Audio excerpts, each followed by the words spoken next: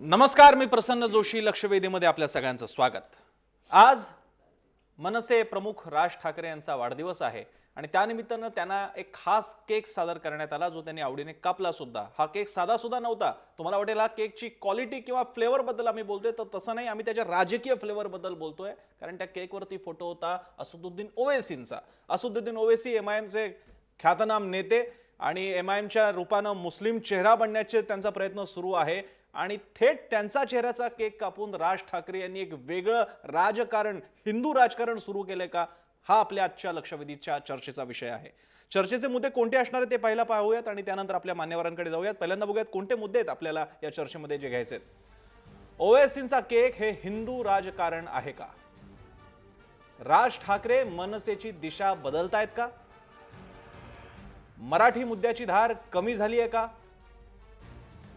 हिंदुत्ववाद मनसेला तारेल का जर का राज ठाकरे हिंदुत्वाची कास धरणार असतील तर? आणि महापालिका निवडणुकीत मनसे हा हिंदुत्वाचा प्रयोग करणार आहे का? जर का तुम्हाला या विषयावरती काही बोलायचं असेल तर आमच्या ट्विटर हँडलवरती जाऊन आपण आपलं मत मांडू शकता. आमच्या @जयमहाराष्ट्र n वरती जाऊन आपला प्रश्न पहा, मनसे हिंदुत्ववादाकडे झुकते का? त्याला नक्की तुमचा प्रतिसाद द्या. चर्चेला सुरुवात करूयात. आपल्यासोबत मान्यवर आहेत. आपल्यासोबत आहेत प्रताप थोरात, राजकीय विश्लेषक, इथे स्टुडिओमध्ये. त्यांचं स्वागत. पुण्याहून आपल्यासोबत आहेत सुनील तांबे, ज्येष्ठ पत्रकार आणि राजकारणाचे अभ्यासक, महाराष्ट्रातल्या विविध पक्षांच्या राजकारणाचे अभ्यासक. काहीच क्षणात हेमंत देसाई सुद्धा आपल्यासोबत असतील, जे स्तंभलेखक आहेत, राजकीय विश्लेषकही आहेत. आणि आपल्यासोबत आहेत जय महाराष्ट्राचे व्यवस्थापकीय संपादक निलेश खरे. निलेश पासून सुरू करूयात.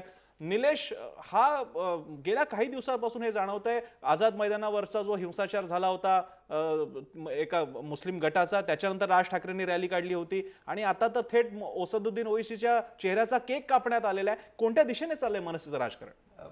राज ठाकरेंची जी नुकतीच झालेली गुढीपाडव्याची रॅली होती, त्यावर जर नजर टाकली तर त्या रॅलीमध्ये थेटपणे राज ठाकरेंनी असदुद्दीन ओवैसीला ये महाराष्ट्रात येऊन दाखवतो, तुझ्या गळ्यावर सुरी ठेवतो की नाही बघ, अशा स्वरूपाचं आव्हान दिलेलं होतं. त्याचा पुढचा टप्पा, ते आव्हान दिल्यानंतर त्याचं रिपरकेशन्स किंवा त्याचा प्रतिध्वनी जो आहे तो ऐकायला मिळाला नाही महाराष्ट्रात.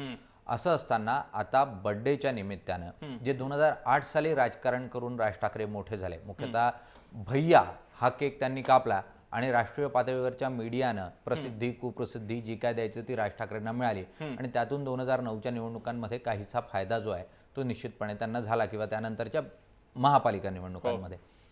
आत्ताचा जो मूळ मुद्दा आहे की ओवैसींचा केक, तर ओवैसींचा केक का, तर पुन्हा एकदा महापालिका निवडणुका येऊ घातलेल्या आहेत. पक्ष चर्चेत आला नाही तर मतं येणार नाहीत आणि चर्चेत कोणत्याही परिस्थितीत येण्याशिवाय पर्याय नाही. म्हणून प्रसिद्धी असो किंवा कुप्रसिद्धी, ती मिळणं गरजेचं आहे आणि म्हणून हा स्टंट आहे असं म्हणायला काही हरकत नाही. निश्चितच यातून काही प्रमाणावर मराठीच्या मुद्द्यावर जे अस्मितेचं राजकारण केलं जात होतं, ते बाळासाहेबांनी जशी शिवसेना मराठी मुद्द्याकडून हिंदुत्वाच्या मुद्द्याकडे वळवली, तशी काहीशी मनसे वळवण्याचा हा प्रयत्न म्हणून याच्याकडे बघितलं जाऊ शकतं. थोडा सर, जसं निलेशने आता बाळासाहेबांचा इकडे दाखला दिला, बाळासाहेबांनी तो ट्रॅक बदलताना एक भक्कम मुद्दा त्यावेळी तयार झाला होता, जो होता राम मंदिराचा. इथे असा कुठलाही मुद्दा अजून तरी तयार झालेला नसताना राज ठाकरे हे जे काही केक कापाकापीचं राजकारण आहे, त्याच्याने समजा हिंदुत्वाची कास धरायचीच म्हटली तरी ते यशस्वी होतील का? त्यामध्ये हिंदू आकृष्ट होतील का मनसेकडे? असं आहे, तुमच्या नरडीवरती मी सुरी ठेवून दाखवतो म्हणजे केकच्या चित्रावरती सुरी ठेवणं, बरं, याला बावळटपणा इतका लोक मतदार घेतील, बावळट आहेत मतदार असं वाटत नाही. सुरुवातीला राज ठाकरे यांना वाढदिवसाच्या शुभेच्छा मी देतो.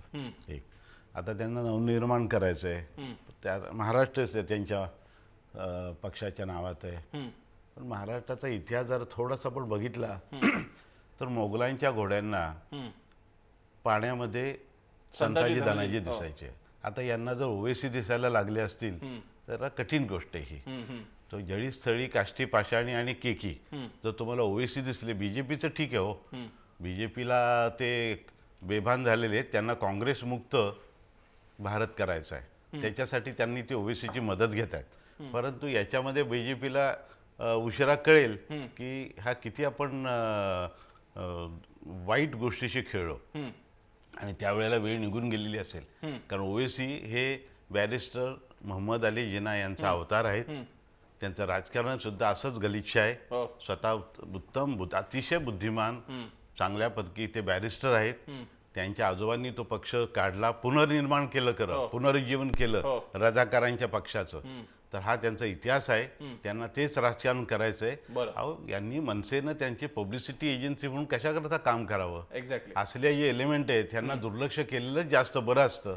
हे असले गिमिक्सनी ही माणसं मोठी होतात.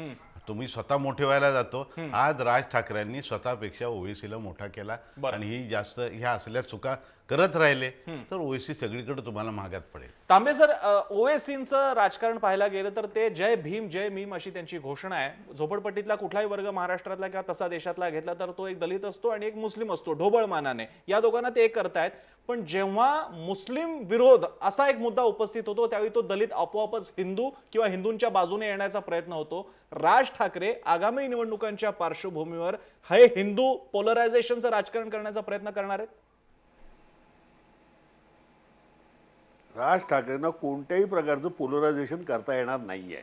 हे त्यांनाही नीट समजतं. त्यांची जी काही विधानसभेमधली जी शक्ती आहे तो एकच आमदार होता, तो आता आहे की नाही मला माहिती नाही, परंतु एकच आमदार त्यांच्याकडे आहे. असा माणूस कसलं पोलरायझेशन करणार? म्हणजे मला पोलरायझेशनची काही शक्यताच वाटत नाही. राज ठाकरेंनी आपल्या पक्षाचं पोझिशनिंग कसं केलेलं होतं, ते पोझिशनिंग करत असताना त्यांनी असं पोझिशनिंग केलं होतं की शिवसेनेचा वारसदार म्हणजे बाळासाहेब ठाकरेंचा खरा वारसदार मी आहे, अशा प्रकारे त्यांनी स्वतःचं पोझिशनिंग केलं. आणि शिवसेना ही बाळासाहेबांच्या पश्चात काही येऊ शकत नाही, यशस्वी होऊ शकत नाही, त्यामुळे मीच ती चालवू शकतो किंवा ते माझ्याकडे येतील शिवसैनिक. त्यामुळे त्यांचा मूळ रोग होता तो शिवसैनिकांकडेच होता. त्याप्रमाणे त्यांनी केलं. पण त्याच्यानंतर आपल्याला दिसतंय असं की या सगळ्या त्यांचा जो काही होता त्याच्यामध्ये काही काळ त्यांच्या भाषणामध्ये एक करिश्मा आहे. त्यांच्या पर्सनॅलिटीत आहे की नाही माहीत नाही, परंतु भाषणात नक्कीच आहे. आणि पर्सनॅलिटीतही असला पाहिजे व्यक्तिमत्वात, कारण बरेच लोक त्यांचे कार्यकर्ते आहेत त्यांच्याकडे जातात.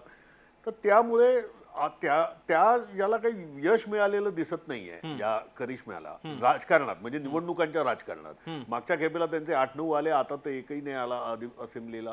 आणि या इथे तर ते आता ते शिवसेनेची मतं खाणे या पलीकडे त्यांचा काही वेगळा कार्यक्रम असेल मुंबई महापालिकेच्या निवडणुकात असं मला वाटत नाही. आता राहिला प्रश्न याचा केकचा, तर जी काही बातमी मी वाचली त्या बातमीनुसार असं आहे की कार्यकर्ते हा ओवेसींचं चित्र असलेला केक घेऊन गेले. तो कार्यकर्त्यांनीच कापला असं आहे. आता त्याच्यातली एक अडचण अशी आहे की समजा ओवेसीला यांनी कापला, म्हणजे केक ओवेसीला यांनी कापला, तरी राज ठाकरे तो ओवेसी खाणार आहेत का? असा एक प्रश्न बाळासाहेब ठाकरेंच्या शैलीमध्ये विचारता येतो. बरं. नाही, पण सुनील जी तुम्ही म्हणताय त्यानुसार जर व्हिज्युअल्स आपण प्रॉपरली बघितले तर राज ठाकरेंनी जी काय प्लास्टिकची का असो ना केक कापण्याची जी सुरी असते ती एखाद्याचा वध करावा अशा स्वरूपामध्ये ती सुरी जी आहे त्या केकमध्ये खोपसली आणि त्यानंतर कार्यकर्त्यांनी पुढची जी प्रक्रिया होती ती पार पाडली केक कापण्याची, जी व्हिज्युअलमध्ये दिसते ती. त्यामुळे संमती जी आहे ती राज ठाकरेंच्या त्या पूर्ण चित्रातून किंवा त्या ज्या स्वरूपाचं त्यांनी चित्र निर्माण केलं त्यातून स्पष्टपणे कार्यकर्त्यांना होती की ओवासीला मी सुरी मारतो, चित्रामध्ये सुरी खोपसून अशा स्वरूपामध्ये त्यांनी जे संकेत द्यायचे ते दिलेलेच आहेत आणि त्याचं अनुकरण मुख्यतः कार्यकर्त्यांनी पुढच्या टप्प्यात केलं. पण यात मूळ प्रश्न असा उपस्थित होतो, समोर दिसतंय की ओवेसींचा फोटो आहे, त्यावर सुरी फिरवावी की नाही याचा सतसत विवेक जो आहे तो राज ठाकरेंना ठेवायचा होता. त्याचे परिणाम काय होणार, त्यातून कार्यकर्त्यांना काय संकेत जाणार, संदेश काय जाणार, हे त्यांना अगोदरच ध्यानीमनी होतं आणि म्हणून त्यांनी ती कृती केली असं म्हणायला काही हरकत नाही. तांबेजी, यावरती काय कमेंट? नाही, मान्य आहे. मी काही बघितलेलं नाहीये ना, मी बातमी काय वाचली ती सांगतोय. त्यामुळे निलेश जे काय म्हणत असेल त्याच्यामुळे कारण सुनीलजी आम्ही ते व्हिज्युअल सुद्धा दाखवतोय, त्यामुळे ते उघड दृश्य आहेत. पहिल्यांदा त्यांच्यासमोर केक आल्यानंतर त्यांनी त्याच्यात सुरी लावली, म्हणजे ज्याप्रमाणे राजा एखादा काही गिफ्ट आल्यानंतर त्याच्यावर नुसता हात ठेवतो तसं त्यांनी ती सुरी तिकडे लावली. उरलेलं काम कार्यकर्त्यांनी आपण ती दृश्य दाखवूयात. आपण आपल्या टीमने ती दृश्य मला दिसत नाहीयेत ना, म्हणून मी म्हटलं. ओके, आपण आता इकडे बघतोय, इकडे स्क्रीनवरती हा केक आणण्यात आला होता. राज ठाकरेंना आधी तो दाखवण्यात आला, त्याच्यानंतर जसे केकचे पीसेस करतात तशा प्रकारे त्याचे पीसेस करण्यात आले.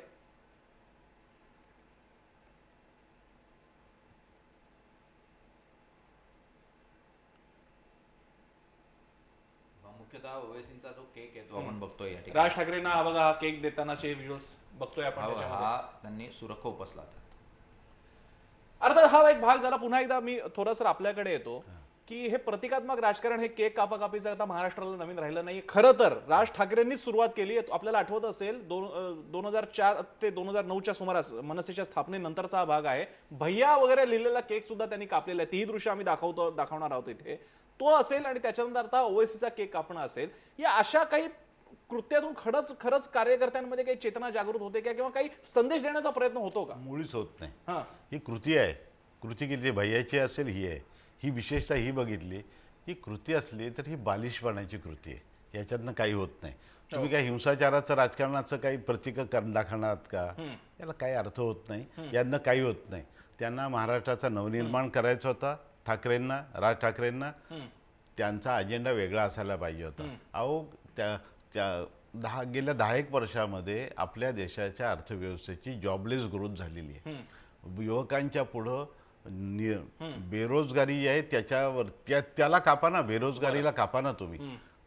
रोजगार कसे निर्माण व्हावेत हा खरं तर अत्यंत सुंदर अजेंडा राज ठाकरे यांच्यासारख्या तरुण नेत्याच्याकडे असू शकतो. आणि त्याच्यावरती त्यांनी बाय धरणी ठाय करायला पाहिजे सरकारला, इथल्या इंडस्ट्रीजला, प्रशासनाला. परंतु ते कुठे होताना दिसत नाही. हे असल्या बालिश कृत्य करण्यामुळं ओएसी आज ओएसी काही कमी होणार नाहीत. ओएसी वाढायचे ते वाढतात. उलट तुम्ही त्यांचे पब्लिसिटी ऑफिसर म्हणून आज काम केलं. वाढदिवस तुमचा आणि चर्चा होते ओएसीची. याच्यात कसला आलाय राजकीय छानपणा? मला काही दिसत नाही. या असल्या गोष्टींच्यामुळे त्यांचा पक्ष वाढत नाही. म्हणजे तो जसं एखाद्या शेअरमध्ये तो एक शेवटचा वाक्य असंच आहे की त्यांच्या महफिलीमध्ये आमची चर्चा सुरू होती. ते साध्य झालेलं आहे ओएसीच्या दृष्टीने. एक्झॅक्टली. आपण इकडे एक छोटासा ब्रेक घेणार आहोत. ब्रेकच्या नंतर हेमंत देसाई सुद्धा आपल्यासोबत चर्चेत सहभागी होणार आहेत. त्यांच्याकडे सुद्धा जायचंय. त्यापूर्वी छोटासा ब्रेक. पाहत रहा जय महाराष्ट्र.